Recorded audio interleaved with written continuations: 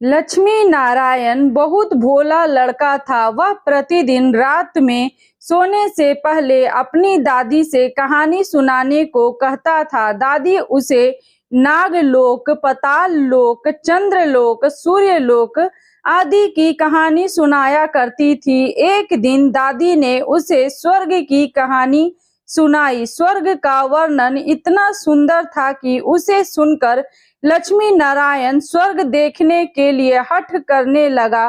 दादी ने उसे बहुत समझाया कि मनुष्य स्वर्ग नहीं देख सकता, किंतु लक्ष्मी नारायण रोने लगा। रोते रोते ही वह सो गया। उसे स्वप्न में दिखाई पड़ा कि एक चमचम चमकते देवता उसके पास खड़े होकर कह रहे थे, बच्चे, स्वर्ग देखने के लिए मूल्य देना पड़ता है।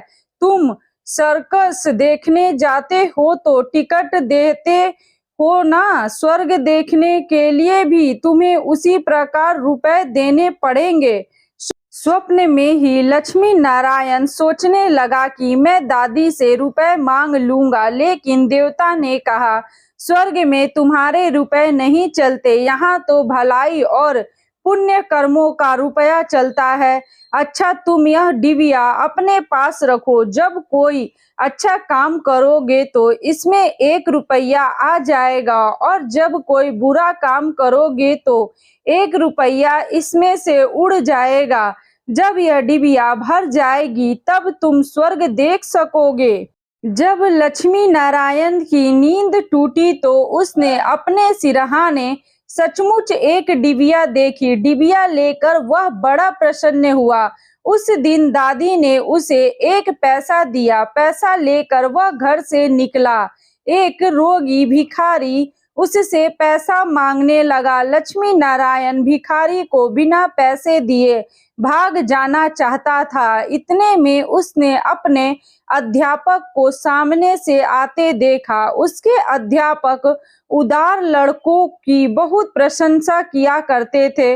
उन्हें देखकर लक्ष्मी नारायण ने भिखारी को पैसे दे दिए। अध्यापक ने उसकी पीठ ठोकी और प्रशंसा की।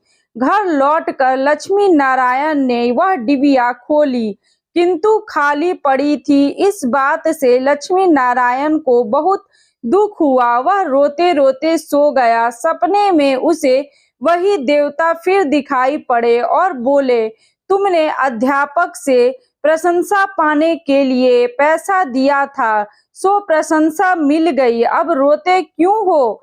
किसी लाभ की आशा से जो अच्छा काम किया जाता है वो तो व्यापार है, वह पुण्य थोड़ी है। दूसरे दिन लक्ष्मी नारायण को उसकी दादी ने 2 आने पैसे दिए। पैसे लेकर उसने बाजार जाकर 2 संतरे खरीदे। उसका साथी मोतीलाल बीमार था। बाजार से लौटते समय वह अपने मित्र को देखने उसके घर चला गया। मोतीलाल को देखने उसके घर वैद्य आए थे। वैद्य जी ने दवा ले देकर मोतीलाल की माता से कहा, इसे आज संतरे का रस देना। मोतीलाल की माता बहुत गरीब थी। वह रोने लगी और बोली, मैं मजदूरी करके पेट भरती हूँ। इस समय बेटे की बीमारी में कई दिन से काम करने नहीं जा सकी। मेरे पास संतरे खरीदने के लिए 1 पैसा भी नहीं है। लक्ष्मी नारायण ने अपने दोनों संतरे मोतीलाल की माँ को दिए। वह लक्ष्मी नारायण को आशीर्वाद देने लगी। घर आकर जब लक्ष्मी नारायण ने अपनी डिबिया खोली तो उसमें 2 रुपए चमक रहे थे। एक दिन लक्ष्मी नारायण खेल में लगा था। उसकी छोटी बहन वहां आई और उसके खिलौने को उठाने लगी। लक्ष्मी नारायण ने उसको रोका। जब वह नहीं मानी तो उसने उसे पीट दिया। बेचारी लड़की रोने लगी। इस बार जब उसने डिबिया खोला तो देखा कि उसके पहले के इकट्ठे कई रुपए उड़ जाते हैं। उसे बड़ा पश्चाताप हुआ। आगे से उसने कोई बुरा काम नहीं करने का पक्का निश्चय कर लिया।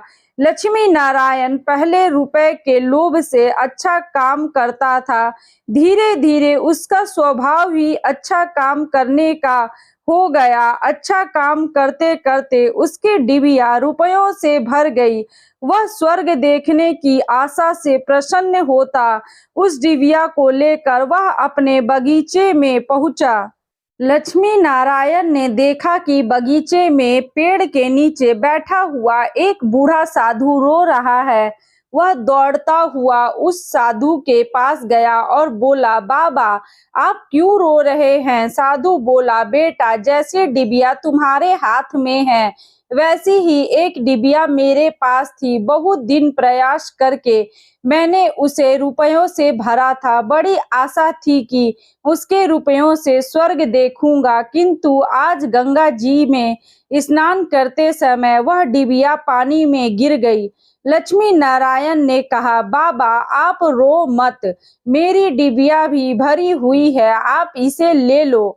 साधु बोला, तुमने इसे बड़े परिश्रम से भरा है, तुम्हें इसे देने से दुख होगा। लक्ष्मी नारायण ने कहा, मुझे दुख नहीं होगा बाबा, मैं तो लड़का हूँ, मुझे अभी पता नहीं कितने दिन जीना है। मैं तो ऐसी कई डिबिया रुपए इकट्ठे कर सकता हूँ। आप बूढ़े हो गए हैं, आप अब दूसरी डिबिया पता नहीं भर पाओगे या नहीं, मेरी डिबिया ले लीजिए।